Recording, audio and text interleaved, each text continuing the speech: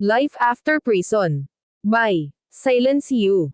Kabanata 2061 hanggang 2070. Walang ideya si Severin na siya ay nagiging usap-usapan ng lahat ng mga practitioner doon. Sa sandaling iyon, ang aura na nagmumula sa kanyang katawan ay matindi, at ang kanyang dugo ay umaagos ng enerhiya na parang kalderong malapit ng kumulo. Ang kapangyarihan na nagmumula lamang sa kanyang pisikal na katawan ay ginawa siyang tila isang humanoid na hayop. Sa loob niya, ang malakas na nakapagpapagaling na enerhiya ay lumundag sa kanyang mga paa at buto. Ang espiritual na enerhiya mula sa langit at lupa ay bumuhos sa kanyang katawan mula sa buong paligid, na bumalot sa kanya at nagpasok sa kanyang katawan. Ang mga ulap at ambon ay tumaas sa itaas ng matahimik na burol, at ang espiritual na enerhiya ay dumaloy sa umuusok na ulap. Ang isang napakalaking alon ng espiritual na enerhiya sa lalong madaling panahon ay lumundag sa loob ni Severin, at ang pag-agos ay tila binago ang espiritual na likido sa kanyang core ng enerhiya sa isang walang hangganang espiritual na dagat. Ang tubig ay bumuhos at umagos sa mga alon na namumulaklak na may gintong liwanag. Ang diwa at enerhiya mula sa Fire Phoenix Snow Lotus ay pumasok sa katawan ni Severin, at naramdaman niyang parang may nabasag na kadena sa loob niya. Sa isang iglap, isang matingkad na agos ng gininto ang liwanag ang sumabog mula sa katawan ni Severin, na umaabot sa radius na daan-daang talampakan. Ang espiritual na enerhiya ng langit at lupa ay bumaha mula sa lahat ng direksyon na parang tumutugon sa isang malinaw na tawag.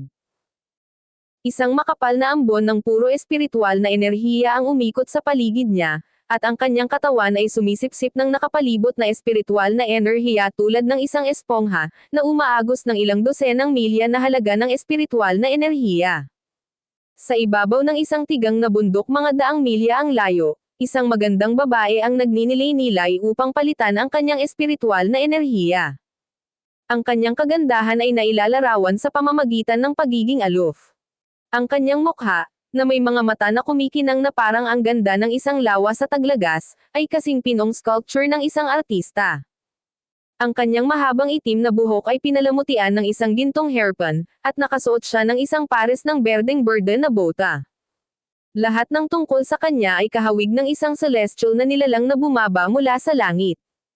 Nang maramdaman niya ang umaalingaw-ngaw na aura sa langit, bigla niyang itinaas ang kanyang ulo sa pagtataka. Hindi ba ito ang aura ni Severin? Siya ba ang gumagawa ng pambihirang tagumpay? Ang babaeng iyon ay walang iba kundi si Celeste. Matapos makapasok sa tirahan, nahiwalay siya kay Severin, Raymond, at sa iba pang mga disipulo ng Grandi Uno Sect. Sa pamamagitan ng pag-asa sa kanyang kakayahan bilang isang Level 8 Supreme Saint, nagawa niyang sumulong sa gitna ng mga guho. Gayunpaman, magpapahinga na sana siya ng sandali nang maramdaman niyang may gumagawa ng isang pambihirang tagumpay. Ang kababalaghan na nagresulta mula sa pambihirang tagumpay ni Severin ay nagpapahintulot sa kanya na matukoy ang kanyang lokasyon. Nasa hilaga siya dito, sabi ni Celeste habang bumangon at tumungo sa direksyon ni Severin. Si Raymond at Raden ay umatras na sa paanan ng bundok, isang ligtas na distansya. Nang makita ang nalalapit na tagumpay ni Severin, nanginginig sila sa pagkataranta. Gaano siya kalakas? Naubos niya ang espiritual na enerhiya sa loob ng radius na ilang dosenang milya sa isang tagumpay lang.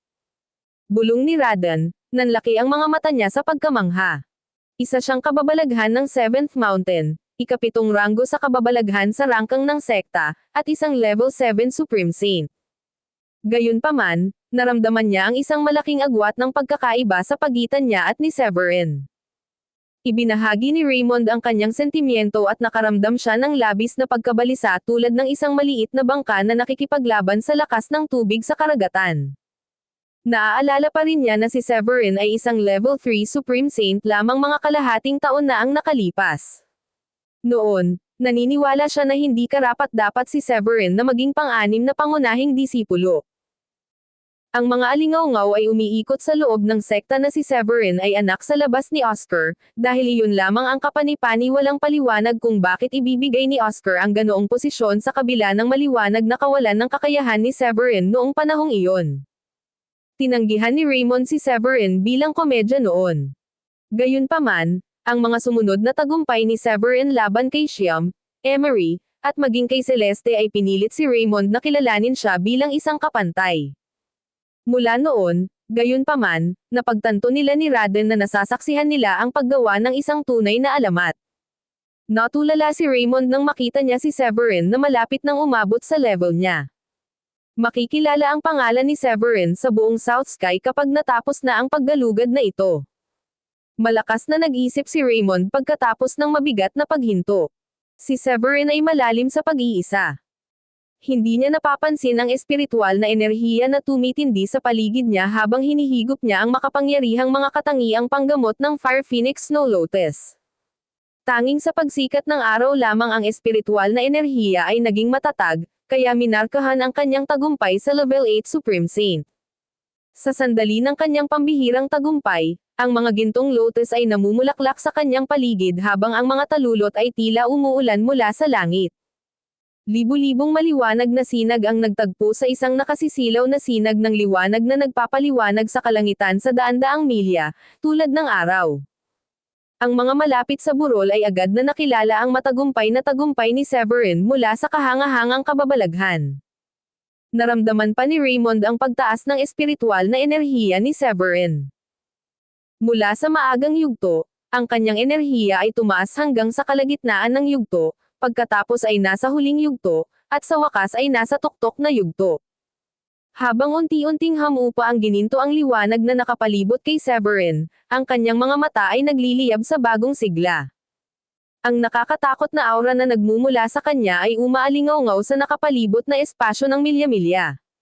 Hindi mabilang na divine, ethereal na mga ilaw ang nagsama-sama sa likod niya, na nagpapakilos ng enerhiya sa loob niya na para bang siya ay isang pagan. Tila isang multo ang tinawag, at ang kapangyarihang nagmumula sa bagay na iyon ay nagbanta na sirain ang lahat ng bagay sa landas nito. Sa kabutihang palad, ang spectral phenomenon na ito ay nanatiling panandalian at natunaw sa hangin. Dahil sa lakas ng muntik ng pagsulong, naikuyom ni Severin ang kanyang mga kamao at naramdaman na ang kapangyarihang damaloy sa loob niya ay maaaring yumanig sa lupa. Bakas sa mukha niya ang tuwa. Idiniin niya ang kanyang divine senses upang sumilip sa nanginginig na gininto ang dagat sa loob ng kanyang energy core, na sumulyap saglit sa malastar na meridian at ang natitirang Fire Phoenix Snow Lotus Essence. Bumantong hininga siya at sinabing, "Nakakahiya na walang sapat na oras para lubos na masipsip ang kapangyarihan ng Fire Phoenix Snow Lotus, kung hindi, nakagawa ako ng tagumpay sa level 9 Supreme Saint." Gayunpaman, ang panandaliang pagkabigo na iyon ay mabilis na naalis. Pagkatapos ng lahat, ang panahon ng pag-iisa ay kapansin-pansing maikli kumpara sa mga tradisyonal na tagumpay na nangangailangan ng mga linggo o kahit na buwan ng pag-iisa. Higit pa rito, ang natitirang kapangyarihan ng Fire Phoenix Snow Lotus ay sapat na makapangyarihan upang pasiglahin ang kanyang pag-unlad sa level 9 Supreme Saint at marahil kahit sa isang Paragon.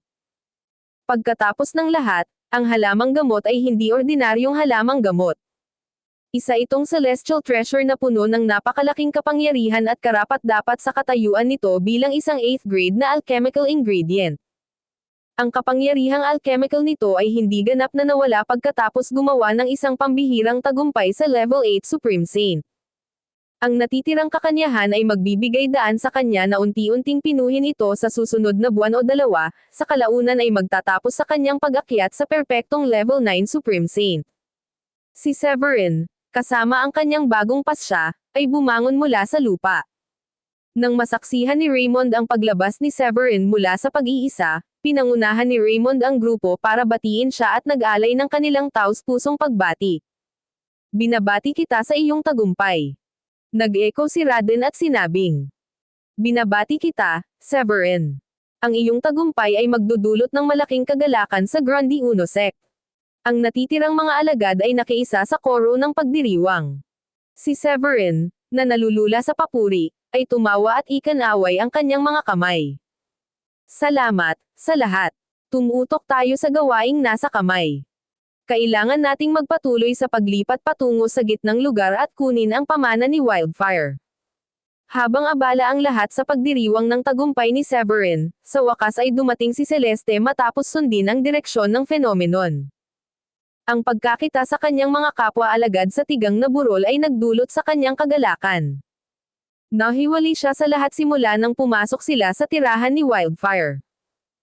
Nang walang makitang bakas ng mga ito sa daan, inaasahan niya na makikilala lamang niya sila pagkatapos marating ang gitnang lugar at mahanap ang pamana ng Wildfire.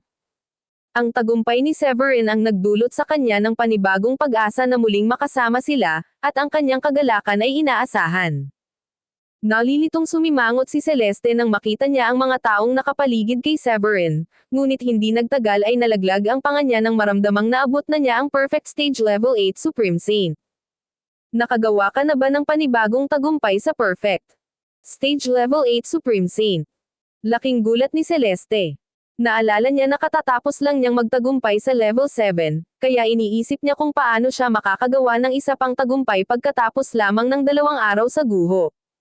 Habang nagpupumiglas si Celeste sa kanyang nararamdamang pagkagulat, naging maingat si Raymond nang mapansin niyang lumilipad ito patungo sa kanila. Nawala lang ang bantay niya nang makitang si Celeste ang tao. Celeste, hindi ko akalain na mahahanap mo kami. Binati niya ito bago magawa ng iba.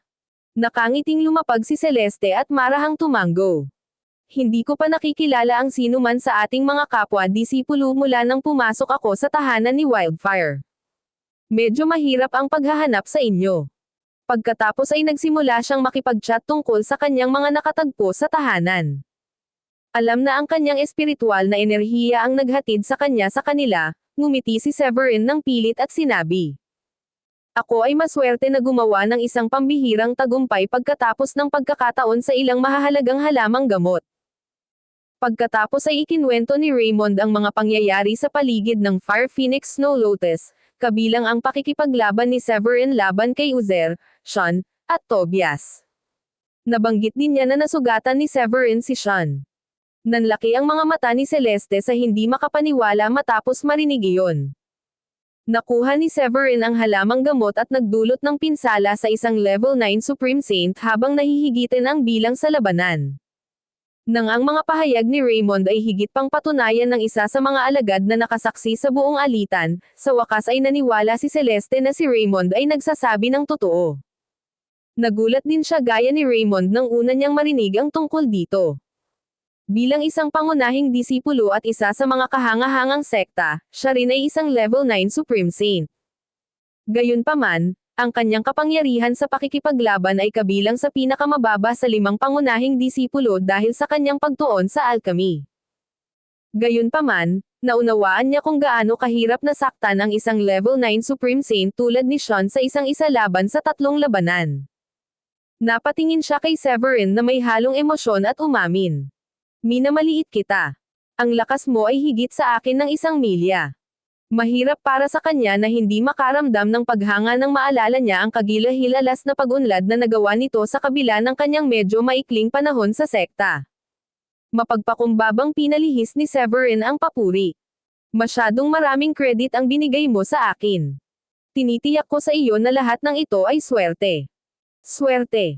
Sa palagay mo, napaisip si Celeste sa sarili. Napangisi si Raymond at sinabing, itigil na ang ganitong usapan, o kailan ba? Oras na para pumunta tayo sa Central Area. Sumang-ayon sina Severin at Celeste. Pagkatapos ng maikling pahinga, bumaril sila sa kalangitan sa mga bahid ng liwanag at tumungo sa gitnang lugar. Hindi nagtagal, lumitaw ang isang kumikinang na palasyo sa abot tanaw. Ang palasyo, na may humigit kumulang 100 silid, ay sinaunang at simple sa disenyo. Ang panlabas ay may mga marka ng mabigat na pagkasuot sa paglipas ng mga taon. Pinoprotektahan ito ng isang kumikislap na porma sayon at binigyan ito ng malabo, ethereal na glow na nagpaalala sa isang celestial na tirahan na matatagpuan sa gitna ng mga ulap. Madarama ng isang tao ang pambihirang kalikasan nito sa pamamagitan lamang ng pagsulyap dito. Alam ng lahat na dapat itong maglaman ng pamana ni Wildfire. Nang makarating sa paligid ng palasyo, nakita ni Severin ang mga disipulo mula sa Dayform, Pure Void, at Marber Sects. Maraming pamilyar na mukha ang naroon, gaya ni Uzer mula sa Dayform Sect, Tobias mula sa Steels, at maging si Sean mula sa Gars. Umani ng daldalan sa mga nanonood ang pagdating ni Severin. Ang 3 pangunahing disipulo ng Grundy Uno Sect ay dumating na sa wakas. Sila ay pinamumunuan ni Raymond, Severin, at Celeste. Hindi ba't si Severin iyon, ang kababalaghan ng sekta ng Grandi Uno? Narinig kong nagawa niyang sugat si Sean mula sa GARS. Seryoso ka ba? Hindi ba ang Sean level 9 Supreme Saint? Si Severin ay parang level 7 Supreme Saint lang. Paano niya nagagawa iyon? Hindi ka maniniwala, ngunit ang kakayahan ni Severin sa pakikipaglaban ay higit pa sa kanyang antas. Kaya niyang hawakan ang kanyang sarili kahit laban kay Uzer at Sean. Ano? Ganoon ba kalakas si Severin? Mahirap paniwalaan na kaya niyang labanan silang tatlo ng hindi dehado. Ang mga guho na ito ay puno ng pinakamagagandang talento ng South Sky. Ang mga hindi kaakibat na practitioner na tulad natin ay hindi kailanman magkakaroon ng pagkakataong sumikat. Nang marinig ang kanilang pag-uusap, ang ilang mga kababalaghan na nagdusa sa mga kamay ni Severin ay nagkaroon ng pagtatampo. Walang sino man ang maaaring pabulaanan ang chismis dahil lahat ng sinasabi ay totoo. Sa GARS, medyo namumutla pa rin ang mukha ni Sean habang malamig siyang humihingal at umiwas ng tingin. Malinaw na nagtanim siya ng sama ng loob mula sa kanilang sagupaan sa Fire Phoenix Snow Lotus. Pagkatapos manirahan malapit sa palasyo, pumili si Severin ng isang bukas na espasyo upang maupo at maghintay. Ang lupain ng pamana ni Wildfire ay hindi pa handang ibunyag ang sarili nito sa ngayon, kaya sinamantala niya ang sandali para sa ilang kinakailangang pahinga at pagpapagaling. Lumipas ang oras, at lumipas ang 5 araw. Ang ethereal glow na nagmumula sa palasyo ay tumindi at umakyat sa kalangitan upang bumuo ng isang palabas na umaabot ng 12-dosenang milya. Mas marami pang practitioner ang naakit sa lugar, kasama ang bawat kababalaghan at elite na disipulo mula sa 4 na pangunahing sekta ng South Sky, pati na rin ang Steels at ang GARS. Sa wakas, pagkaraan ng ilang araw ng pag-aasam, unti-unting hamina ang pagkakabuo ng palasyo. Sa ilalim ng mapagbantay na mga mata ng nagtitipon na karamihan, ang buong istruktura ay sumabog sa isang nakasisilaw na kidlat, na nagpakawala ng isang malakas na pagdagsa ng espiritual na kapangyarihan. Ang mahinang porma sayon ay gumuho sa wakas at nagsiwalat ng pagbubukas sa palasyo. Sa sandaling iyon, agad na nalaman ng lahat na ang lugar ng pamana ni Wildfire ay abot kamay. Kailangan nating magmadali. May sumigaw ng malakas sa karamihan. Nang masira ang porma sayon ng palasyo, maraming hindi kaakibat na practitioner ang sumulong sa mga bahid ng liwanag. Tumanggi si Tobias na Maywan. Sigaw niya sa mga miyembro ng kanyang clan. Sumunod ka sa akin. Kasunod ng kanyang utos, daan-daang level 3 o level 4 Supreme Saint ng Steels ang sumabog sa mga pagsabog ng kapangyarihan. Walang kahirap-hirap nilang pinigilan ang mga walang kaakibat na practitioner na naglunsad ng kanilang mga sarili sa hangin. Sa GARS, si Sean ay bumangon sa langit at iwinagayway ang kanyang kamay, hinihimok ang kanyang mga angkan. Bilasan natin. Si Uzer, nakasama ng kanyang mga kapwa-miyembro ng sekta, ay naglabas ng isang matayog at nakakatakot na aura habang siya ay bumangon at tumakbo patungo sa lugar ng mana. Ang pinuno ng Pure Void Sect, na ang pangalan ay Soren Morley, ay kahawig ng isang hayop habang pinalabas niya ang kanyang level 9 Supreme Saint Aura. Ang enerhiya ay nagbunga ng isang sumisigaw na tunog sa hangin, at siya ay sumigaw sa kanyang mga kapwa-alagad. Dapat tayong kumilos ng mabilis at samantalahin ang pagkakataong ito. Sa malayo, ang pinuno ng isang Marver Sect, isang babaeng nagngangalang Jillian Northrop, ay nagpakawala ng kanyang level 9 Supreme Saint Energy nang makita niya ang paglitaw ng pamana. Ang kanyang nakakatakot na espiritual na enerhiya ay umakyat sa langit, at inutusan niya ang kanyang mga kapwa-disipulo.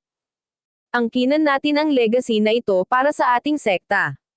Ang lahat ng mga pinuno ay tila nag-uutos habang ang 4 na pangunahing sekta ay nag-aagawan sa mga kilalang pamilya upang makapasok sa palasyo. Nanawagan sina Severin at Raymond sa mga disipulo ng Grandi Uno Sect na bumangon pagkatapos makita ang sitwasyong malapit na. Nang makapasok sila sa lupain ng mana, natuklasan ni Severin ang isang kayamanan ng mga sinaunang halamang gamot. May mga millennium-old na Panax, 10,000 taong gulang na reishi mushroom, at isang sari-saring uri ng bihirang alchemical na buhay ng halaman.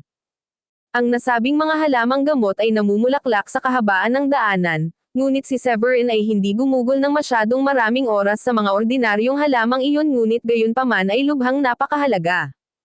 Sila Raymond at Celeste ay magkatabing lumipad at dumiretso sa kailaliman ng palasyo.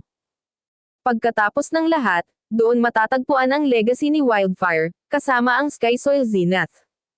Gaya ng inaasahan, nang ang lahat ay dumaan sa mga paghihigpit ng panlabas na porma sayon, ang palasyo na dating naliligo ng banal na liwanag ay pumipintig ng libu-libong mga sinag na kulay pula na kulay ginto. Ang mapalad na enerhiya ay nag-spray sa isang purple na ambon, na binago ang eksena sa harap nila bilang isang napakaliit na paraiso. Ilang mga kababalaghan mula sa mga pangunahing sekta ng South Sky ang unang lumabag sa palasyo, kasama ang isang dakot ng mga piling tao na Level 7 at Level 8 Supreme Saint. Bukod sa tatlong pangunahing disipulo ni Severin, Raymond, at Celeste, ipinagmalaki din ng Grundy Uno Sect ang Level 8 Supreme Saint Sandy at ang Level 7 Supreme Saint Raden, kaya naging 5 ang kabuoang bilang ng mga pinuno. Kasama ng mga individual na gaya ni Tobias, Sean, Uzer, Soren, at Jillian, mayroon ding ilang Level 7 at Level 8 Supreme Saint mula sa bawat isa sa kanilang mga grupo. Sa kabuuan, mayroong higit sa 100 Supreme Saint, Level 7 at pataas, na pumapasok sa palasyo. Nag-iingat ang lahat sa isa't isa. Sa paghakbang ni Severin sa palasyo, naramdaman niya ang napakalaking pagdagsa ng kapangyarihan, at ang nakapalibot na aura ay napakayaman na ito ay napalitan ng isang espiritual na likido. Makalipas ang ilang minutong paglalakad, sa wakas ay narating na ni Severin at ng iba pa ang ubod ng palasyo.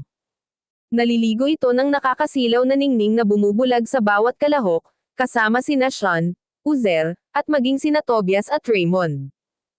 6 na nagliliwanag na orbs ang bawat isa ay napapalibutan ng halo habang sila ay lumutang sa hangin ng direkta sa itaas nila. Ang kumikinang na halo ay isang proteksyon, at higit pa o hindi gaanong naiintindihan nila kung ano ang nasa loob ng halo. Ang unang halo ay may hawak na violet na plate. Paminsan-minsan ay sumasabog ito sa mga putok ng gintong apoy na napakainit na tila nagliliyab sa kalawakan mismo. Kahit na ang mga batikang Level 9 Supreme Saint tulad ni Uzer ay nararamdaman na nanginginig ang kanilang mga kaluluwa nang lumapit sila sa nagbabagang apoy. Sinabi ni Severin. Mukhang iyon ang mga diskarte sa labanan at banal na sining ni Wildfire. Matapos suriin ang lilang plaka, ibinaling ni Severin ang kanyang atensyon sa pangalawang halo na lumulutang sa malapit. Nagsiwalat ito ng medyo dilaw na libro na may pabalat na gawa sa balat ng hayop. Ang mga salitang nakasulat dito ay kahawig ng maliliit na tadpoles. Nalaman agad ng mga nasulyapan ang pambihirang katangian nito. Kahit na ang libro ay tila hindi mapagpanggap, walang sino man ang nangahas na maliitin ito. Pagkatapos ng lahat, ang mga bagay na natagpuan sa loob ng tirahan ay mas malamang kaysa sa hindi pangkaraniwan. Ang ikatlong halo ay naglalaman ng isang Pildores na tumitibok na may masiglang diwa ng buhay. Ang Pildores na kasing laki ng hinlalaki ay mayaman sa pilosopiya pati na rin ang malakas na espiritual na kapangyarihan ng langit at lupa. Iyon lamang ang ginawa nitong isang superior quality na 8th grade pill. Ang ika-4 na halo ay naglalaman ng isang kayamanan na maaaring magpaalala sa isang lumilipad na karayom. Ang item ay nagmula sa isang nagyayelong ginaw, tulad ng sinaunang madilim na yelo. Ang aura na inilabas nito ay nagdulot ng panginginig sa mga gulugad ng bawat isa, na nagparamdam sa isa na tila sila ay nasa bingit ng isang nagyayelong kailaliman.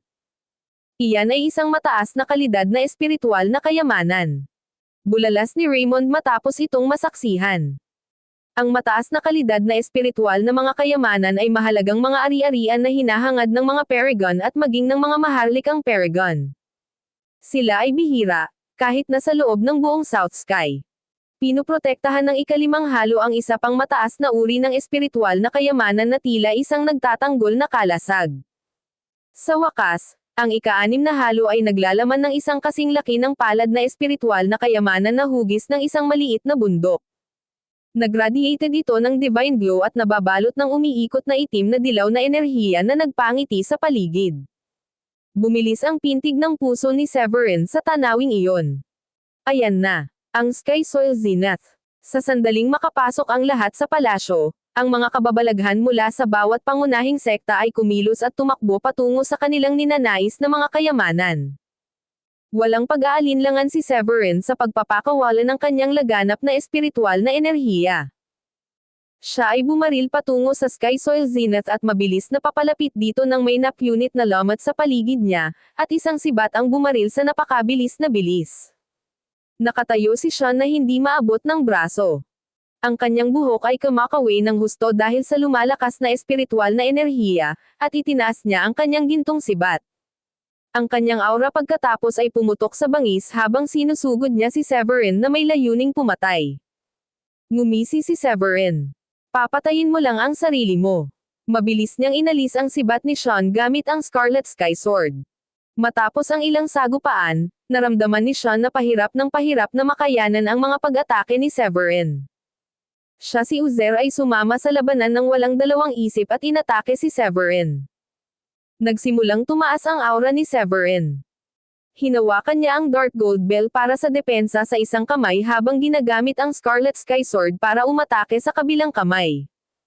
Noon niya pinakawalan ang buong lakas ng kanyang Level 8 Supreme Saint. Di nagtagal, natagpuan ni Uzer at Sean ang kanilang sarili sa isang napakalaking kawalan. Isinasabuhay mo ang iyong reputasyon bilang isa sa mga pangunahing disipulo ng Grundy Uno sect. Uzer said in a chillingly monotone voice. Mariin niyang sabi. Nakakalungkot na kinailangan mong lumaban sa akin. I'm going to go all out this time. Hindi mo na ako makikitang sumusubok sa tubig tulad ng dati. Nang matapos siyang magsalita, iniabot niya ang kanyang kamay at hinawakan ang bakanteng nasa harapan niya. Isang dugong pulang lang na puno ng masamang enerhiya ang lumitaw kaagad sa pagkakahawak ni Uzer. Nang lumitaw ang lang, ang paligid ay tila inilagay sa ilalim ng napakalaking presyon. Napangiwi ang lahat nang makaramdam sila ng matinding kirot sa kanilang dibdib. Nakilala ni Raymond ang bagay na nasa kamay ni Uzer. Nanlaki ang mga mata niya habang umiiwas.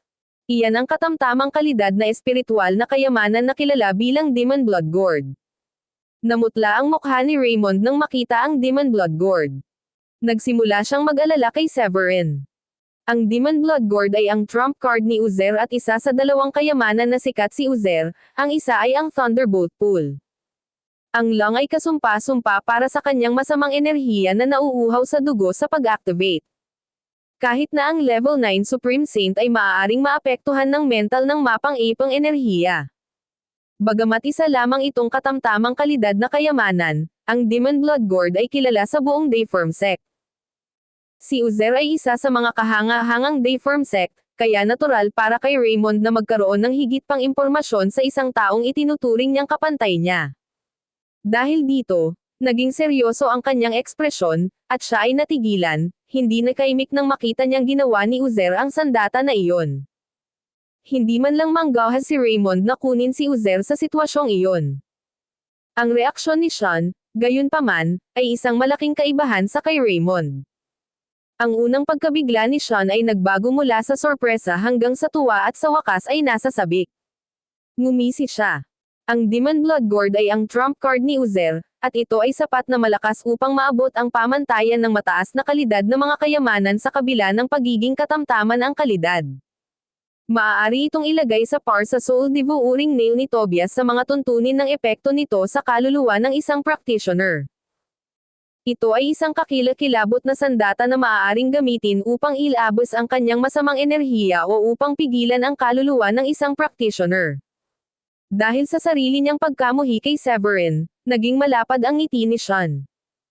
Maaaring malakas si Severin, ngunit may alas si Uzer sa kanyang manggas. Matangkad na naalala ni Sean ang kahihiyan ng kanyang pagkatalo sa mga kamay ni Severin. Isa itong kinalabasan na nahihirapan siyang tanggapin. Ang mga bulong at panunuyan ng mga nanunood ay nagsilbing palaging paalala ng kanyang kabiguan, dahil ang lahat ay tila lihim na nagchichismisan tungkol sa pinsalang dinanas niya kay Severin. Ang tanging paraan para mapawi ang kanyang galit ay sa pagkamatay ni Severin. Ang patuloy na kahihiyan ay nagudyok sa kanya sa pag-atake kay Severin gamit ang kanyang sibat. Mamatay. Nilinggan niya si Uzer at sinabing, tatakpan kita. Isang gininto ang liwanag ang bumaril sa langit mula sa gintong sibat, na napunit sa hangin at nagpagulong-gulong na patungo kay Severin. Ang 1,000 lance beam ay agad na nagkatawang tao at napuno ang palasyo ng nakakatakot na enerhiya na nagbabantang basagin ang mismong tela ng kawalan.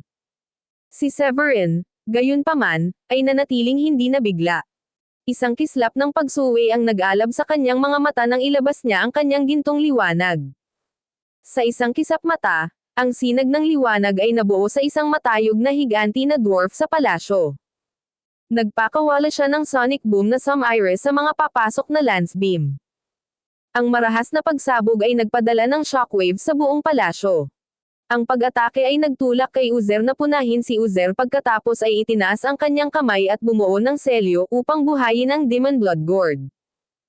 Isang tidal wave ng dugo na pula, kinakaing unti-unting ambon pagkatapos ay sumambulat, na nagbabantang lumunin ang lahat ng bagay sa landas nito.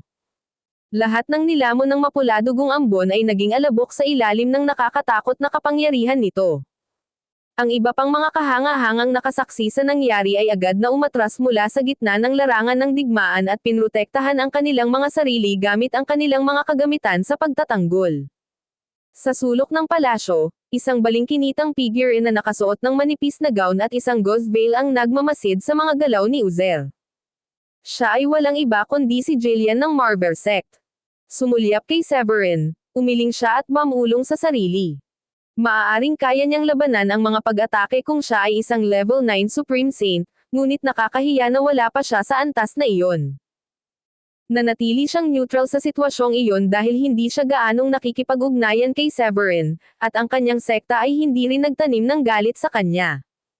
Kahit na siya ay isang mapagmataas na kababalaghan ng Marver Sect at isa sa 4 na magagaling na dilag sa South Sky, gayunpaman, kinilala niya na si Severin ay isang malakas na individual.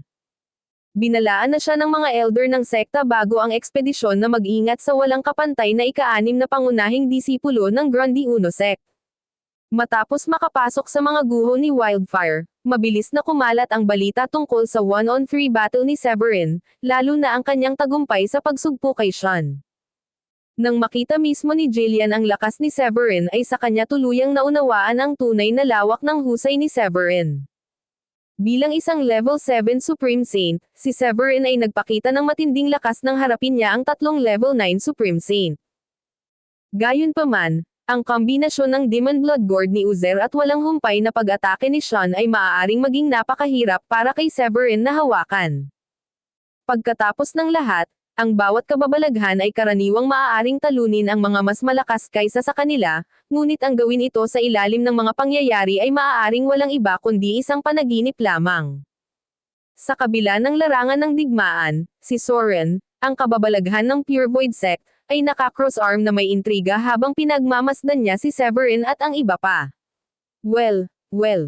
Ang pang-anim na pangunahing disipulo ng Grundy Uno Sect ay isang medyo kawili-wiling tao.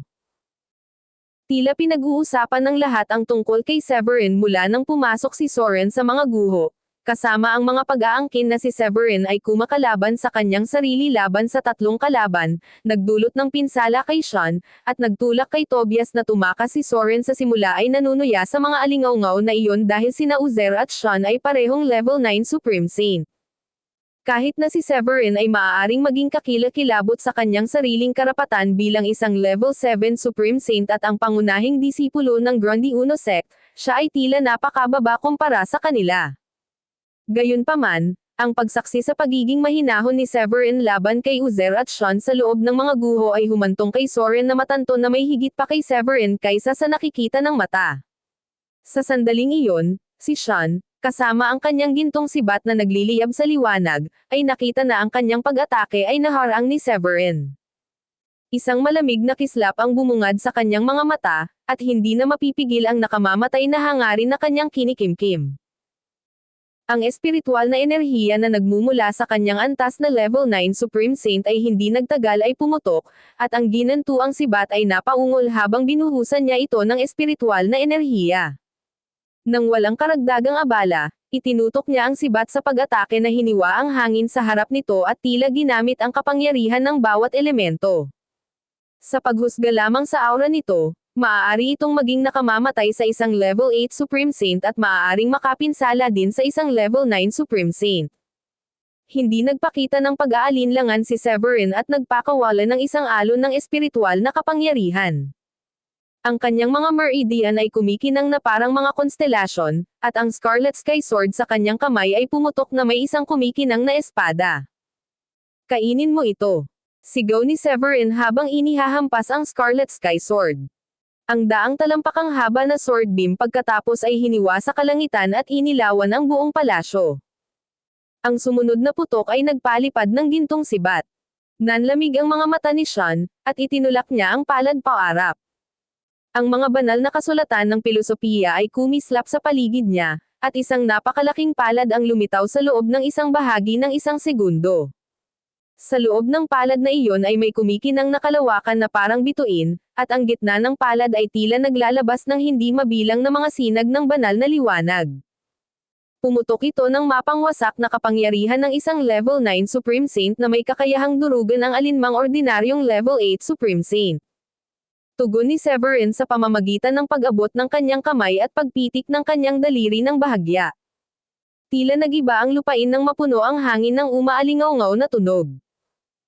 Ang gininto ang liwanag ay sumilay sa kanyang paligid, namumuo sa kanyang mga daliri tungo sa isang maliit na bola ng liwanag na kumaluskos na may aura na nakakabasag ng espasyo. Bastos para sa akin na hindi gumanti, upang subukan ito. Ngumisi si Severin habang pinitik ang daliri niya kay Sean. Isang gininto ang kidlat ang lumabas mula sa kanyang mga daliri, na naging isang fingerprint na kasing laki ng bundok habang umaagos ito pasulong. Binaba ng enerhiya ang nakapalibot na espasyo at naging sanhi ng paglitaw ng mga lamat. Nabasag ang liwanag ng Golden Land sa ilalim ng fingerprint ni Severin, at nabuo ang mga bitek sa kabuuan nito habang ito ay sumabog sa isang shower ng maningning na liwanag. Makalipas ang ilang minuto, napabalikwa si Sean habang bumulwak ng dugo. Nakatitig lang sa gulat si Sean habang walang kahirap-hirap na sirain ni Severin ang kanyang diskarte. Sa kanilang huling labanan, kinailangan ni Severin na gumamit ng isang espiritual na kayamanan upang kontrahin ang kanyang gintong sibat. Mabilis na pasulong sa kasalukuyang pagtatagpo, sinira ni Severin ang buong pag-atake sa isang pitik ng daliri. Ang sorpresa ni Sean ay nagningas sa isang nakamamatay na galit. Papatayin kita. Sumigaw siya habang nababalot ng galit ang mukha niya. Mahigpit ang pagkakahawak niya sa kanyang gintong sibat kaya namumutla ang kanyang mga buko. Siya ay nagbibi para sa dugo ni Severin sandali ang nakalipas, lamang upang maging humbled sa pamamagitan ng katotohanan. Habang humihinga siya ng malalim, sinabi niya kay Uzer. Magtulungan tayo para patayin siya. Nakatayo pa rin si Uzer na suspendido sa himpapawid, na may liwanag na pumupuno sa paligid niya. Tumingin siya kay Severin ng nagliliyab na titig at nagtanong. Iyon lang ba ang kaya mo? Makikipagkita ka sa lumikha sa iyo kung iyon lang ang kaya mong gawin. Ang mga kababalaghan sa South Sky ay nagtipon sa mga guho para sa nag-iisang dahilan ng pag-angkin ng mga kayamanan at mga diskarte na naiwan ni Wildfire. Gayunpaman, ang pangunahing prioridad ni Uzer ay ang pag-aayos ng kanyang sama ng loob kay Severin. Pagpatay sa kanya. Magsisilbing babala sa lahat. Malamig na ngumisi si Severin. Ang lakas ng loob mong magsalita ng ganyan nang tumakbo ka sa gitna ng pakikipag-away mo sa akin noong isang araw. Lahat ba ng Dayform sect ay may tendensyang magsalita ng malaki? Sabi ni Severin, itinaas ang Scarlet Sky Sword. Kahit ang iyong tinatawag na kababalaghan, si Thorold, ay walang magawa laban sa akin noong nag-away kami sa Nonto City dati. Agad na nagdilim ang mukha ni Uzer. Hindi niya hinarap si Severin sa mga guho dahil kay Thorold, ngunit ang pagkutsa sa publiko ay nagdulot lamang ng pag-alab ng kanyang galit. Wala pang kumutsa sa kanya mula nang siya ay maging isang level 9 Supreme Saint. Si Severin ang nauna. Mamamatay ka ngayon, Severin. Sumirit si Uzer, pinakawalan ng dugo pulang ambon mula sa kanyang Demon Blood Gourd. Ang ambon ay namuo at naging libu-libong matutulis na talam, na lahat ay direktang nakatutok kay Severin. Perpektong tiyempo. Malamig na sagot ni Severin. Ang magulong banal na liwanag ay kumikislap sa kanyang paligid habang ang kanyang aura ay naging mga banal na kasulatan ng pilosopiya at umiikot sa kanyang paligid. Sa banayad na pagtaas ng kanyang kamay, siya ay tila naging isang mapangwasak na higant na ganap na natatakpan ng nakakatakot na espiritual na enerhiya. Ang banal na liwanag mula sa kanyang braso ay napunit sa kalawakan at sumabog pasulong ng walang tigil na puwersa. Tulad ng isang martilyo sa isang pako, ang kanyang palad ay ang ehemplo ng pagkawasak habang ito ay umuusad pababa patungo kay Uzer. Naghiwa-hiwalay ang bawat talon na lumalapit sa ipinamalas na palad ni Severin. Samantala, hawak pa rin ni Severin ang Scarlet Sky Sword, na pumutok na may magulong sword wheel na tumawid sa kalangitan. Sky Soil Heptagold Sword Energy. Ang isang nakakatakot na alon ng espada ay sumisikat at tinakpan ang espasyo sa isang malawak na gintong liwanag. Tila huminto ang oras para kay Severin dahil para siyang isang banal na nilalang na umiral. Mula pa noong una. Ang ginintoang sword beam ay nagpakalat sa pulang dugo na ambon na parang sinag ng banal na paghihiganti. Masyadong mabigat ang kapangyarihan nito para makaiwas si Uzer, at ang naglalaho na ambon ay nakalantad sa kanya sa laslas ng sword wheel ni Severin.